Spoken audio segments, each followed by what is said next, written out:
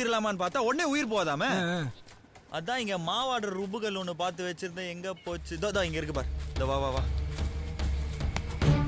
ஏய் வண்டியில கடப்பாரு இருக்கு பாரு, எடுத்துட்டு வா.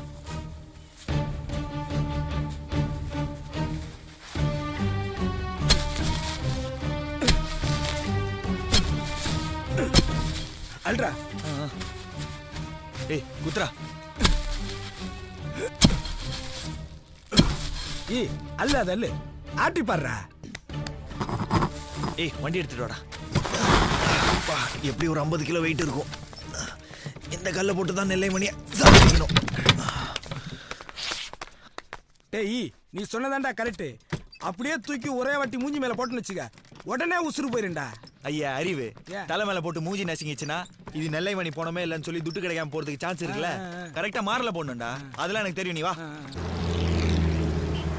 டேய் நான் இந்த கல்லை எடுத்துட்டு காக்கா கோட்டைக்கு போயிடுறேன். நீ நைட்டு சரியா 2 மணிக்கு இந்த மீன்பாடி வண்டி எடுத்துக்கிட்டு வந்துரு. நைட்டே நெல்லை மணியை முடிக்கிறோம், பணத்தை வண்டியில ஏத்துறோம். என் அனுபவத்துல சொல்றேன், குடிச்சிட்டு எவனும் எந்த காரியத்தையும் சரியா செஞ்சதா எனக்கு தெரியலப்பா. டேய் இந்த காரியத்தெல்லாம் குடிச்சாதான்டா சரியா செய்ய முடியும். செஞ்சுட்டு சொல்லு.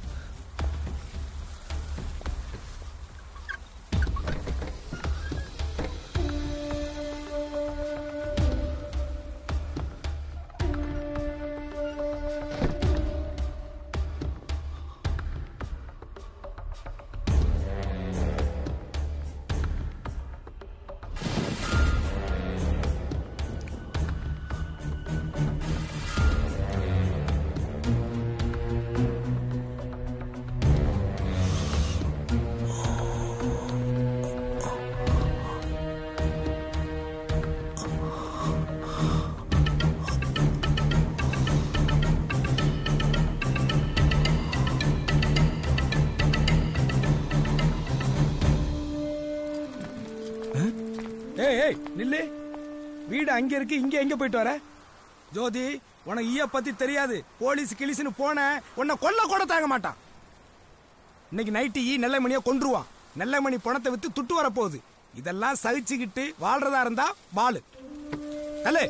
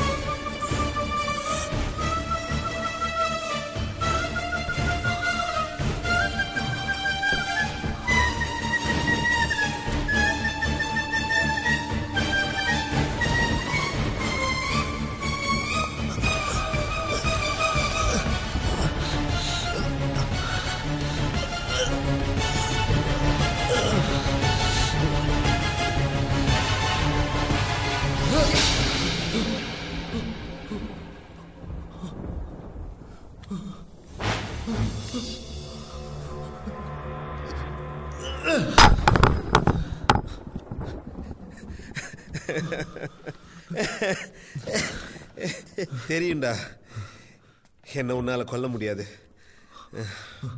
நீ என்னை இங்கே தூக்கிட்டு வரும்போதே எனக்கு தெரியும், என்னை சாகடிச்சு டாக்டர்கிட்ட என் பணத்தை விலை பேசுதான்னு. எப்படி நான் தானாகவே செத்துருவேன்.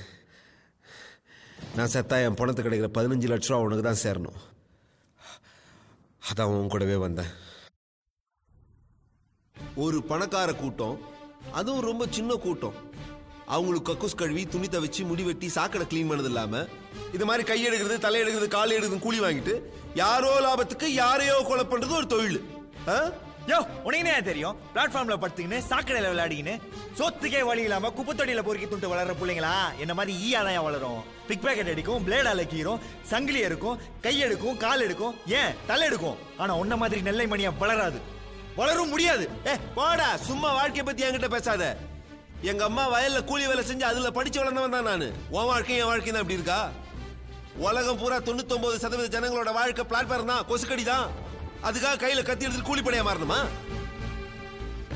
தற்கொலை படையா மாறினா அந்த கோவத்துல ஒரே நாள்ல உலகம் விடுதலை ஆயிடும். அது உன்ன மாதிரி நிறைய படிச்சிருக்கணும்யா. நான் படிக்கல. மக்களை படி, அதை விட பெரிய படிப்பு உலகத்திலே கிடையாது. இது துண்ண சோறு இல்லாமையா? ஜனங்களுக்காக வாழு, அவங்க உன்ன வாழ வைப்பாங்க. அவங்க கிட்ட இருக்க கூழ கொஞ்சம் உனக்கு கொடுப்பாங்க. ஐயா, ஜனங்களை நான் நம்ப மாட்டேன். அது எனக்கு எந்த தகுதியும் கிடையாது. முன்ன பின்ன தெரியாம, மொழி தெரியாம, எங்க இருந்தோ பைத்தியக்காரியா மார்க்கெட்டுக்கு வந்த எங்க அம்மா சின்ன வயசா இருந்தாங்க, சிவப்பா இருந்தாங்க, அழகா இருந்தாங்க. அழகா இருந்தா பைத்தியக்காரின்னு கூட தெரியாதா?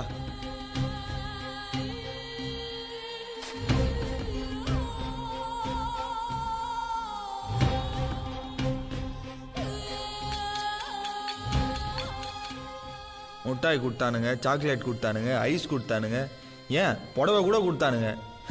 எவன் புல்ல கொடுத்தான்னு தெரியலையே. எங்க அம்மா துண்ணது என்னமோ தமிழ்நாட்டு சோறு. என் உடம்புல ஊறுறதும் ஓடுறதும் தமிழ்நாட்டு ரத்தம் தான். ஆனா இந்த மார்க்கெட்ல தான் எந்த ரத்தத்துக்குமே மதிப்பு இல்லையே. யாருக்கு பிறந்தேன்னு தெரியல, மார்க்கெட்டுக்கு தான் பிறந்தான் போல இருக்கு.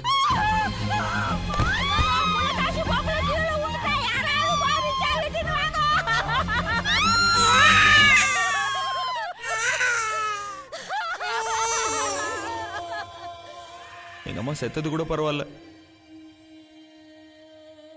ஆனா என்ன பெற்றிருக்க கூடாது.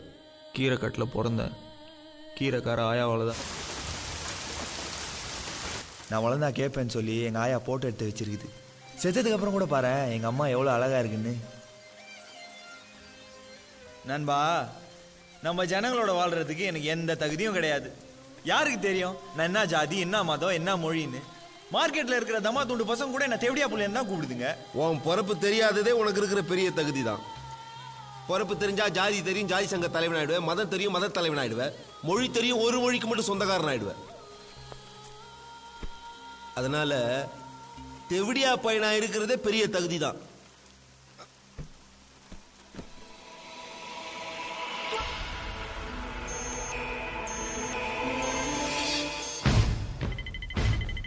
இவன் டாக்டர் ராமகிருஷ்ணன் வா வடா கேடியாச்சே இவன். ஆமா, முதல்ல 2 ரூபா 3 ரூபாய்க்கு தயார் பண்ண மருந்து 200-300 ரூபாய்க்கு வித்து கொள்ளையா லாபம் பார்த்தான். அதுல ருசி கண்டு உலகம் பூரா தடை செஞ்ச மருந்து இந்தியாவில் வித்து அதை விட அதிகமா லாபம் பார்த்தான். இன்னைக்கு பணக்கார நாடுகள்ல இருந்து ஆயிரக்கணக்கான கோடி ரூபாயை வாங்கிட்டு ஜனங்களுக்கே தெரியாம அவன் மேல பரிசோதனை பண்ணிட்டு இருக்கான். கிருமிகள் ஆடு மாடுகளுக்கு அப்புறம் நம்ம ஜனங்க மேல தான் டெஸ்ட் பண்றான். இன்னைக்கு மருந்தும் கிருமிகளும் தான் அணுகுண்ட விட பயங்கரமான ஆயுதம். அதுதான் உலகத்துல லாபகரமான தொழில். அந்த வேலையில இறங்கிட்டான். மனுஷனை கொல்றதும் சக்தி வாய்ந்த புது புது கிருமிகளை கண்டுபிடிச்சு வளர்க்கறதா இன்னைக்கு அவனோட தொழில். சாக்ஸ் மாதிரி அந்த மாதிரி வயலன்ஸ் விவசாயமே பாழா போயிடும். சத்த விவசாயி 1 டன் அணுகுண்டு செய்யற அழி வேலையை விட 10 கிராம் விஷ கிருமி அதிகமா அழிக்கும். நம்ம சந்ததியை அழிக்கும். விலை கம்மி, ஈஸியா பேக்கெட்ல போட்டு போயிடலாம். சொல்ல முடியாது, கொஞ்சம் மிஸ் ஆனா தெரு ரவுடிங்க கூட நம்ம ஜனங்க மேல தூவலாம். இந்தியாவில் இதை உருவாக்குற வேலையை செய்யறவன் தான் ராமகிருஷ்ணன். இவன் ஆராய்ச்சி கூடத்துல வெறும் பணத்துக்காக பணத்து கூட வாழற மென்டல். அவனை கொண்டு இந்த நோட்டீஸ் அவன் மூஞ்சில் அடிக்கிறோம். உலக மக்களை காக்க சமூக கிருமி டாக்டர் ராமகிருஷ்ணனை ஒழிப்போம். அப்பதான் ஜனங்களுக்கு அவனை பத்தி புரியும். நம்ம ஜனங்களுக்கு இது புரியுமா நண்பா? புரியாது. நம்மள மென்டல் கூட சொல்லுவாங்க. இவங்கெல்லாம் டாக்டர் ராமகிருஷ்ணனோட ஆராய்ச்சியில செத்தவங்க. சார் சார் சார் நிறுத்து சார். என்ன இது? எனக்கு தெரிஞ்ச பொண்ணு சார், ஜோதி வரும்ல சார். ஆமா, அது அண்ணன் குழந்தை சார். இது அப்படியா? இவனால செத்துது. நான் ராமகிருஷ்ண கொல்றதை தடுக்காம இருந்ததுன்னா என்னால அந்த குழந்தைய காப்பாத்திருக்கலாம். சார் இது என்னோட ஆயா சார். டாக்டரோட ஆஸ்பத்திரியில தான் சார் இருக்கு. தப்பு பண்ணிட்டியே.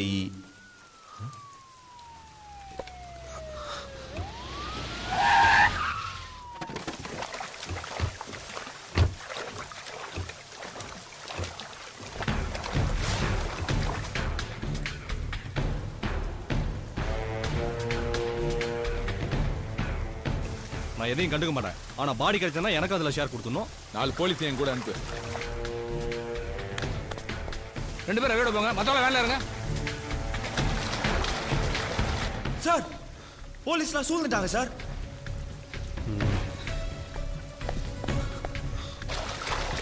யோ 231 அந்த பக்கம் போய் தேடிங்க போங்க. சார் சார் சார் கூட ரவுடி பசங்களும் வராங்க சார். இந்நேரம் அந்த நல்ல மணியை போட்டிருப்பான். பாடியை போலீஸ் கிட்ட ஒப்படைத்துக்கு முன்னாடி நாம புடிங்க ஆகணும். தடுத்தானே ஈயும் போடணும். ஏன்னா அது வெறும் பணம் இல்ல, 5 லட்சம் ரூபாய் பணம். பாடியை நம்ம டாக்டர் கிட்ட ஒப்படைச்சாதான் தொடர்ந்து பணம் கறக்க முடியும். நீ இந்த பக்கம் போ, நான் அப்படி வரேன். சீக்கிரம் வீடா குடுறா.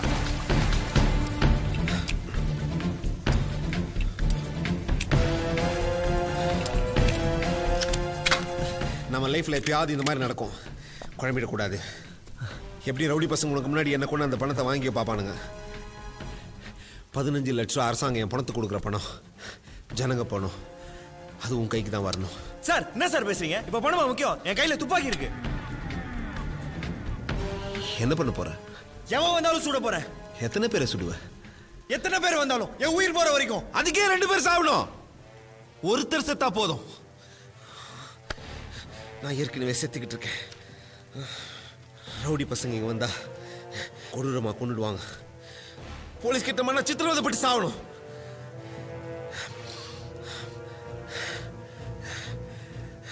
நீயே கொண்டுடு.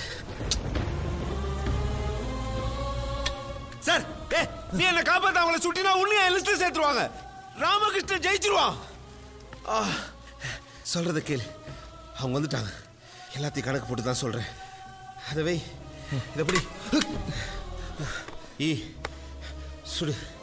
சார் என்னால முடியாது சார். நான் சாவுறதே எனக்கு அப்புறம் நீ இருக்கங்கிற நம்பிக்கையில தான்.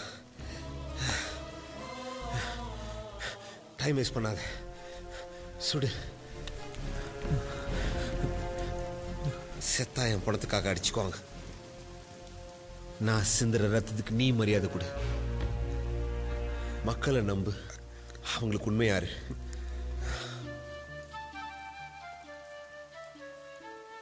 எதேதோ சொல்லணும்னு நினைச்சேன்.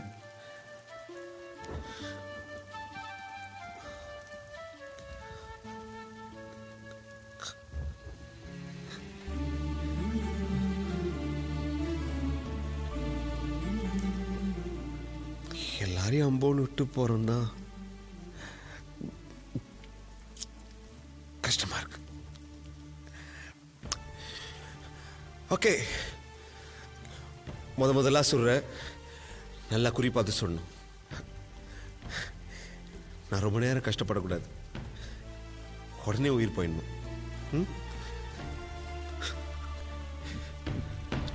ரெடி ரெடி சுடு.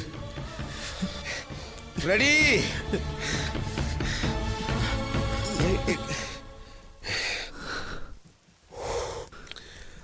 லாபவரி ஒழிக.